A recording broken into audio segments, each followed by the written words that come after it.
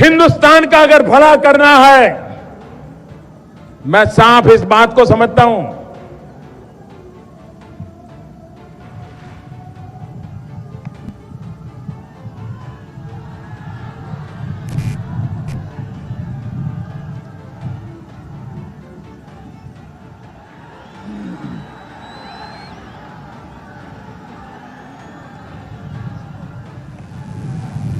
क्षमा करें, आजान चल रही थी, हमारे कारण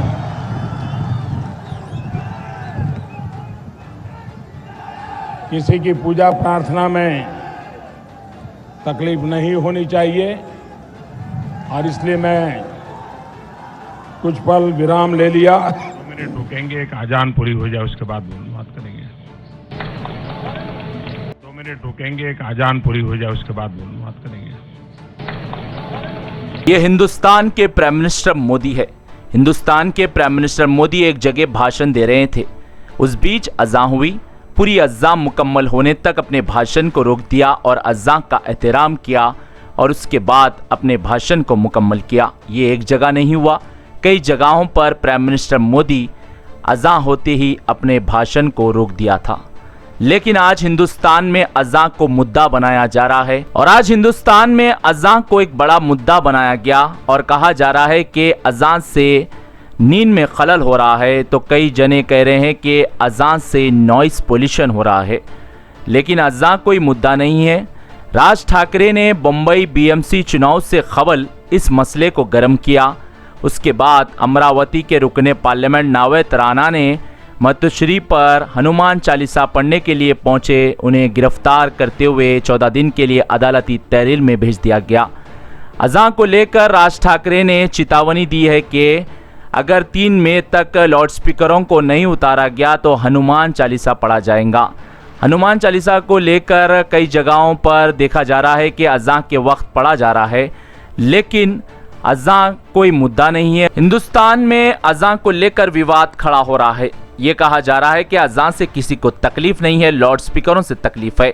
और सुप्रीम कोर्ट ने गाइडलाइंस भी जारी किए थे, जो कि रात 10 बजे से सुबह के 6 बजे तक कोई लाउडस्पीकर नहीं बजना चाहिए। लेकिन अज़ां हो रही है, इससे नींद में खलल, नॉइस पोल्यूशन हो रहा है, ये कहा जा रहा है।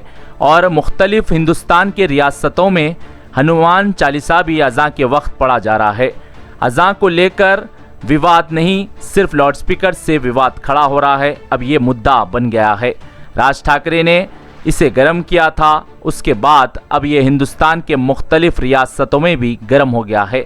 ये कहा जा रहा है कि जब भी अज़ां होंगी उस वक्त हनुमान चालीसा पढ़ा जाएगा। असदुद्दीन अवैसी ने भी मीडिया के सवाल पर राज ठाकरे पर तंज किया और कहा कि दोनों भाइयों का झगड़ा है, असदुद्दीन अवैसी का नाम आखिर क्यों लिया जा रहा है। अब ये अज़ां को लेकर विवाद नहीं, लाउडस्पीकर को लेकर विवाद बढ़ते ही जा रहा है। राज ठाकरे ने 3 मई तक चेतावनी दी है, उसके बाद जब भी अज़ां होंगी जब हनुमान चालीसा पढ़ा जाएगा। ब्यूरो रिपोर्ट, भारत की तरक्की। सर, लाउड स्पीकर के बारे में क्यों बात नहीं करना चाह रहे? इतना बड़ा मुद्दा, इतना बड़ा लाउड स्पीकर आपके सामने बैठा हुआ है ना, और क्या होना आपको? ये कहा जा रहा है कि लाउड स्पीकर महाराष्ट्र में भी है। अब छोड़ दीजिए ना, आप ये लाउड स्पीकर की बात करिए। वो महाराष्ट्र की सरकार को बोलना चाहिए। माने 2 भाइयों का झगड़ा है और ओवैसी का नाम लेते हैं। अबे नाम बोलो, बाप ने तुम्हारे पिताजी ने आपका नाम रखा, वो नाम रख के बोलो ना, मगर ओवैसी का नाम लेंगे? हमारे बाप ने हमारा नाम असदुद्दीन ओवैसी रखा, हमारा नाम बोले जाते हैं। तो वही तो हम कह रहे हैं ना, हमारे अब्बा ने हमारा नाम असदुद्दीन ओवैसी रखा, आपके अब्बा ने आपका कोई नाम रखा, तो बोलो ना। 2 भाइयों के झगड़े में ओवैसी को क्यों लेके आ रहे आप? अमरावतीचे घरापर्यंत जे हल्ला करताय त्यांच्यावर कारवाई होत नाही। आम्हाला म्हणतात की तुम्हाला न्याय लागेल आणि तुम्हाला घ्यावे लागेल, हे कोणता नियम आहे? आणि वॉरंट दिल्याशिवाय आम्ही येणार नाही। काय वॉरंट दिल्याशिवाय हाती लावायचा आहे? तुम्ही व्यवहार केला दादा, काम करा, बाहेर काम करू नका, नियमानुसार काम करा। एक तुम्हाला सांगत आहे, वॉरंट दाखवा आणि लोकप्रतिनिधी आहे।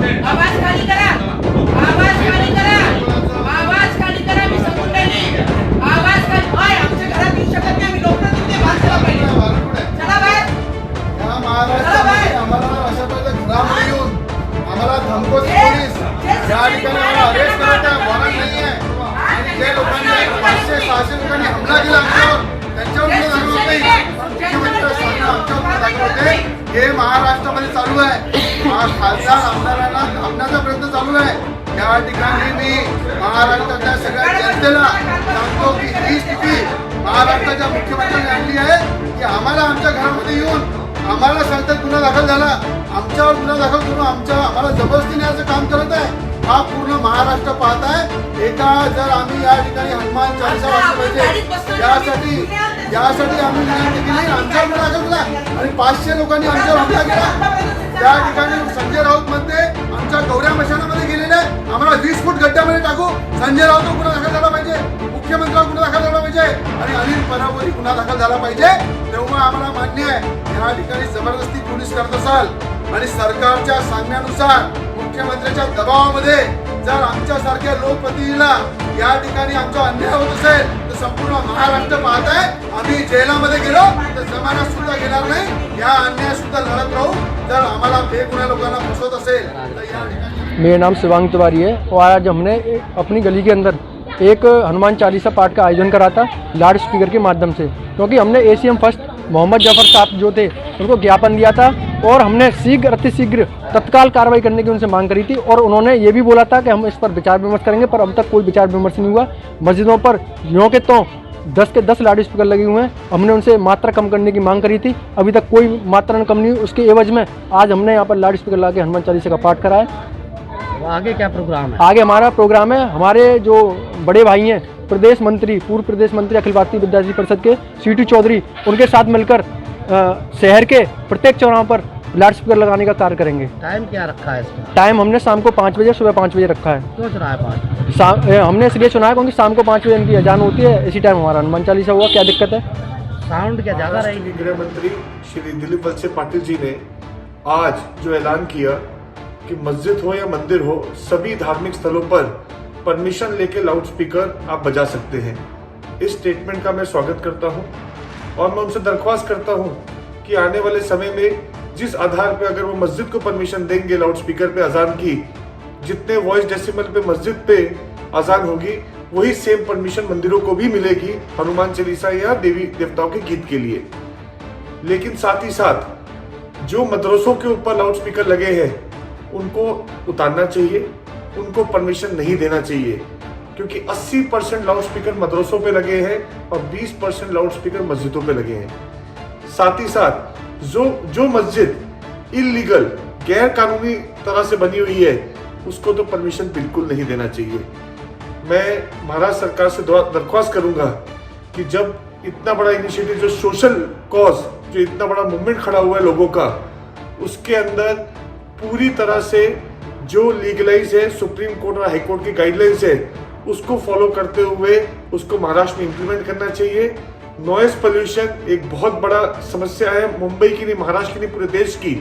और क्या पता मुंबई से पूरे देश को ये राह दिखे और इलीगल लाउड स्पीकर्स हर मस्जिद से उतरे जाए आने वाले समय में. ये दरख्वास्त करूंगा.